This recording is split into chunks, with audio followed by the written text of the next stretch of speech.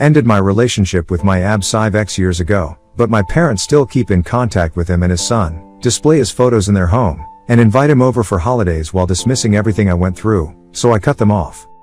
I, 38F, was in a 2-year relationship with a jealous, narcissistic man who had a young son. During those 2 years, my parents absolutely adored both him and his child.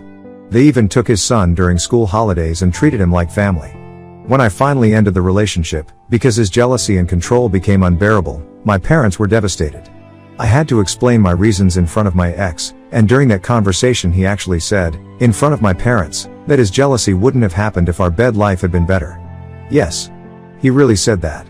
My mom, who was extremely attached to his son, insisted on keeping contact and even offered to continue having him during school holidays. I wasn't against it. The kid needed stability and structure, something his dad didn't give him. For info, his kid was an accident and he never wanted him. Out of pity, I also let my ex stay in the small apartment we co-owned because he was still in an internship and needed time to find a place. Long story short, things escalated, police involved, and he eventually moved out 3 months later. Into an apartment with his new girlfriend. Since January 2023, we've had zero contact, thank God. Fast forward to Easter 2023, at the family table, my mom casually tells his son that she'd gladly invite his dad and girlfriend over to the house. I was stunned, hurt and asked why the hell would she do this? She answered back, it's for the well-being of the kid, to keep things nice. Then December comes. I arrive for Christmas and notice my mom still has photos of my ex displayed. Again, I say nothing. But during dessert, his son asks my dad if he's going to drink the wine his dad gave him as a gift, and my dad replies he'll wait to drink it with him here at the house. That was it for me.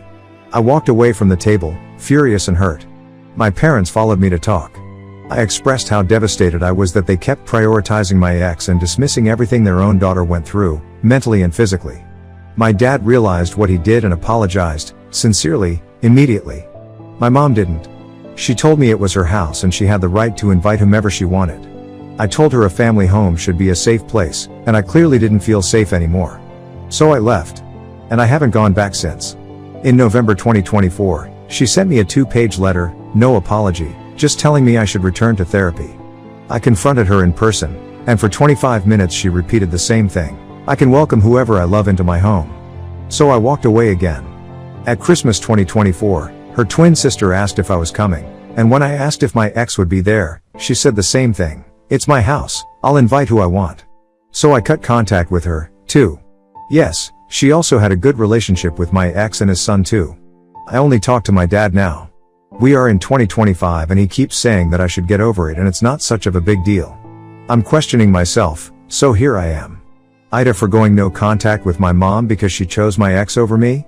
Comments where Op has replied, Comment 1, NTA I don't blame you at all. And it was inappropriate for your parents to develop the kind of bond with his kid to begin with. You were never married and only together for 2 years.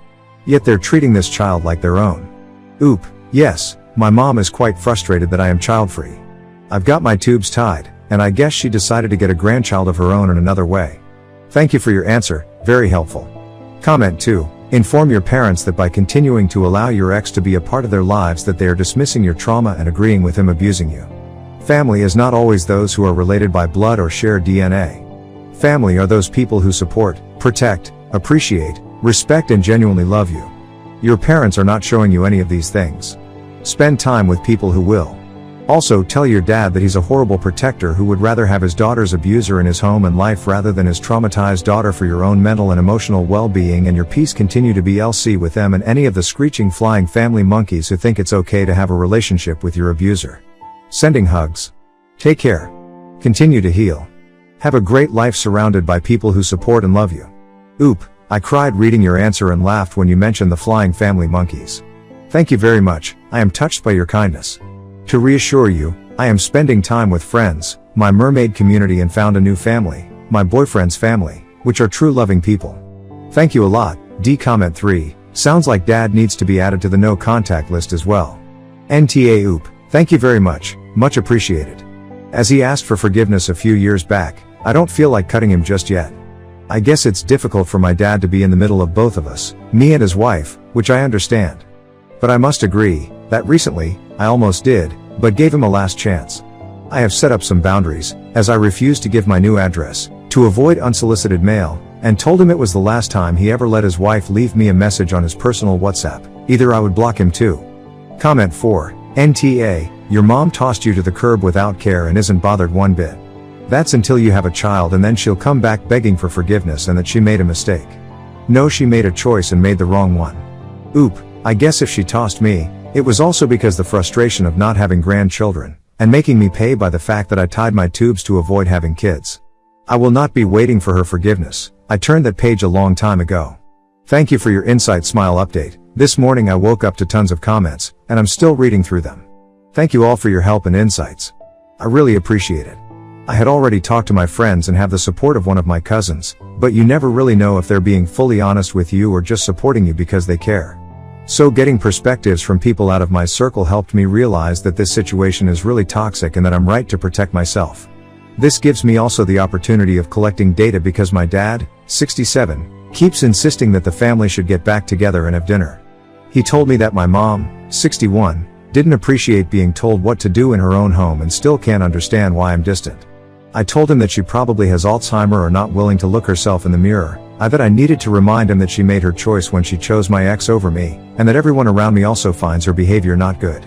Recently, he told me that family and friends don't understand my own behavior towards them. I told him that if he refuses to understand, I'll just go public with the story and let people judge for themselves. Like I said, I don't know if it will bring a light up, but always good to try. Some suggested family therapy, while others said it wouldn't help. I'm still thinking about it. 15 years ago, we did therapy for issues between my dad and brother, but I felt completely left out, because everything revolved around them.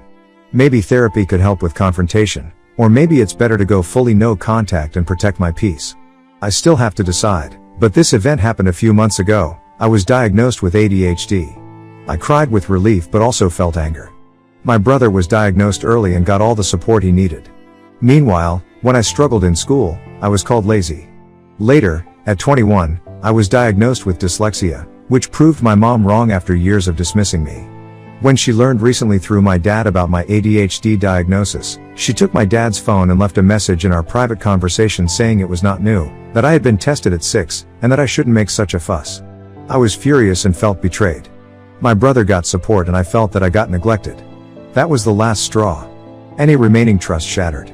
So, I really wonder if family therapy could repair this. I've started setting boundaries. I refuse to give them my new address to avoid unsolicited visits or mail, and I'm protecting my peace as much as possible. Some of you said that if my dad tells me to get over it, it means he's siding with my mom. I'm still not sure and wondering. I think he's trying to avoid conflict more than anything. He has his own way of thinking and seems to struggle to see the full picture.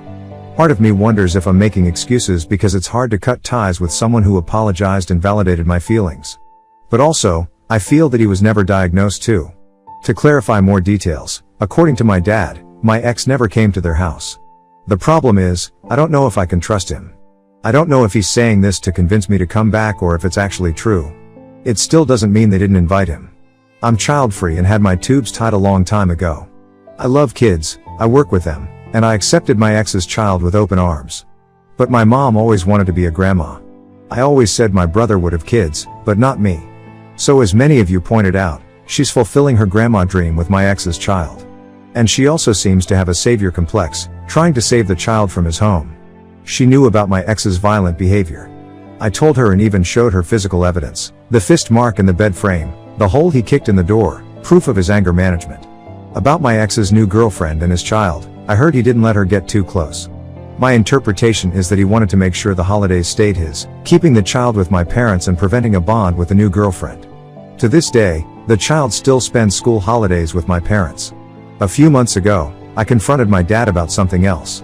Another woman contacted me because she was dating my ex a few months back and felt that something was off. She found my contact info through social media. To avoid responsibility and being authentic, as usual, my ex told her he was struggling emotionally because his mother had recently died. She hadn't. I still have access to her social media and she is posting. It was just another manipulative lie. My dad doubted the story until I showed him the messages. I don't know if he ever told my mom. It took me 2.5 years to reconstruct myself after this bad relationship, and I have found a new family, with a real man who is caring, loving and protective.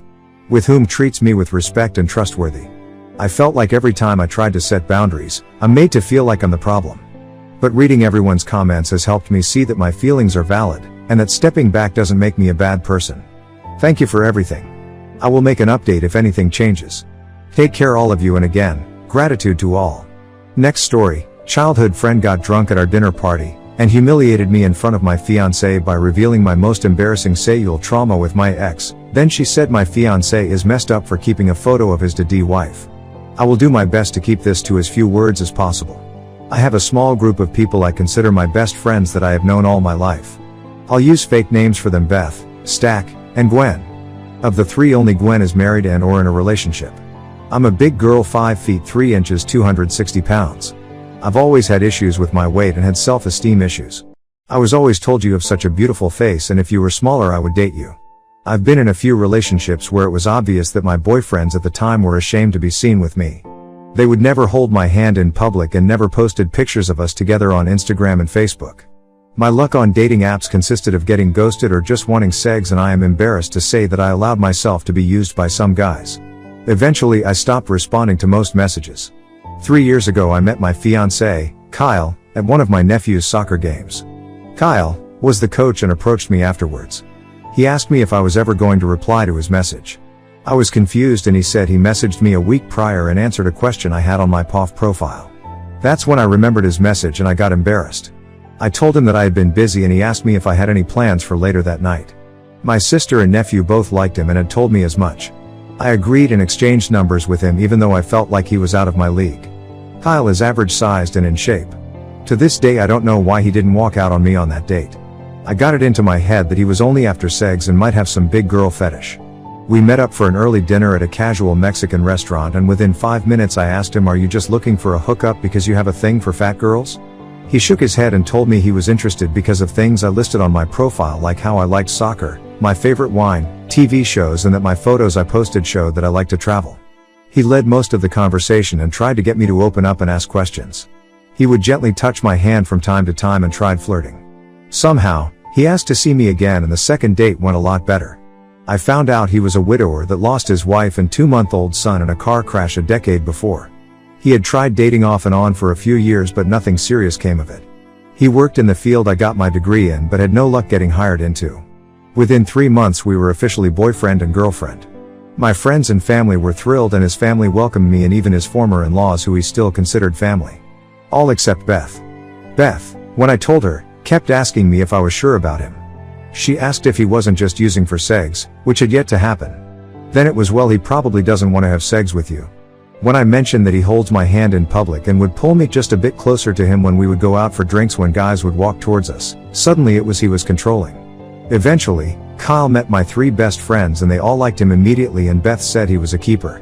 He helped me get hired at another company in my field, starting at $70K plus benefits, after I politely declined an opportunity to work alongside him. I say all this because since Kyle has come into my life, he has shown me nothing but love, affection, grace, and kindness. He has also helped me start to get past my insecurities. I was over 300 pounds when I met him, and now I'm at 260. My initial fears of being some fetish of his are gone, and he has been there in every way I could ever want. A few days ago we hosted a dinner with Beth, Stack, Gwen, and her husband. Kyle and Gwen's husband Mike had become friends, and they did all the cooking and cleanup. Everything was going good, and we were all relaxing on the back porch drinking some cocktails when Beth asked me in front of everyone, "Why do you tolerate that picture of Kyle with his dead wife and son?" I was absolutely mortified. Kyle looked upset but was keeping his composure. I explained that it was the only picture he had of the 3 of them together, and that I would never ask him to hide it because that was his wife and son. That he loved them, and that I know Kyle loves me, and that she was being rude and needed to call an Uber to leave. She obviously had too much to drink and didn't seem like she wanted to leave. Then she absolutely embarrassed me when she brought up a humiliation I had endured with an ex during the lowest point in my life that I hadn't told Kyle about. "I bet keeping the picture up was his idea and you went along with, like when Jeff would make you wear a pig mask and oink while he fucked you." Kyle absolutely exploded on her and yelled that she get the fuck out of our house. Mike and Gwen had to drag a now crying Beth out with Stack following them. When they left, I just started bawling and looked at Kyle and started to repeat that I was sorry, and if he didn't want me anymore, that I understood. All my insecurities that I worked so hard to overcome came flooding back. He just hugged me and kissed the top of my head and told me what I did before doesn't bother him. It was Beth humiliating me that pissed him off. He told me that it's up to me if I remain friends with her, but he doesn't want to be around Beth anymore. He cleaned up the patio and held me as I fell asleep crying. Today I texted Beth that we needed to talk. We met up for brunch and she was very embarrassed about her behavior, but I told her I don't think I can be her friend.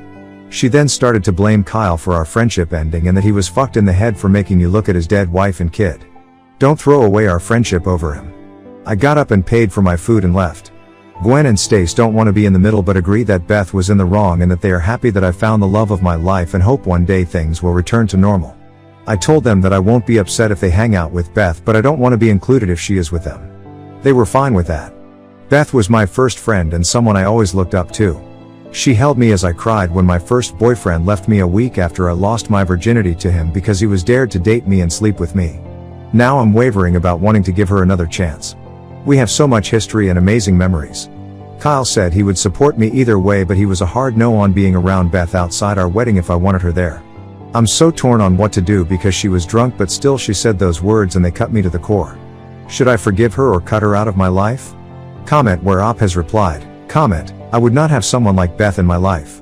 She revealed something so private and personal to hurt you. It sounds like she is jealous. In many ways, she sounds like the men who used you. She may have liked being the thinner friend. Now you have met a good man while she is single and she can't stand it. She wants you to herself. She is filled with jealousy to the point she is hurting you deeply, and that is not okay. If you were to consider having her back in your life, she needs to get therapy and publicly apologize for being a raging asshole to everyone at the party. She needs to explain herself and why she was so cruel. Until she gets her act together, I would steer clear of her. Oop, so all of my friends are on the bigger side, but even after my weight loss I am still a lot bigger. Beth is the type of curvy that a lot of men go for these days and absolutely gorgeous, but now I'm seeing that she is an ugly person on the inside. Now that I look back, she was always complaining about her relationships. I just never thought in a million years she would do this to me and that she would ever be jealous of me. I always looked up to her and wished my body was like hers. Thank you for responding. Update 1. I just got a text from Gwen who told me that she and Mike have cut Beth out of their lives. Mike was furious at Beth and got pissed at Gwen for wanting to keep a friend like that. Gwen apologized for even considering keeping Beth as a friend. Comments where Op has replied, comment 1. Girl. I can't believe the other girls still want to be friends with a monster. Oop, Gwen is done with her. I haven't talked to Stace since right after the brunch with Beth. Now that I'm starting to get angry at what Beth did, I hope Stace sees what Gwen saw. Comment 2. Girl, Gwen only apologized because her husband told her she was an idiot. She still wanted to be friends with her. I'll be wary of all of them. Obviously Beth should not be considered a friend. Oop, maybe, but I am willing to hear Gwen out. We have all been friends for 20 years, and if I was ever considering forgiving Beth, then I am willing to give Gwen and Stace a chance. They were 100% behind me dating Kyle right away, whereas Beth was hesitant, and they haven't bad-mouthed people in front of me like Beth. So I think they deserve a chance. Update 2. I've stayed up too late reading and replying to comments. Thank you everyone for the kind words and for helping me realize that Beth doesn't care about me. I'm hurt, sad and angry, and actually pity the woman Beth became. Somewhere along the way, the 7-year-old Beth that stood up for me when kids would make fun of me and would share the snacks her mother packed for her died, and I will mourn the loss of that Beth. Now I have to go crawl into bed and cuddle with my man.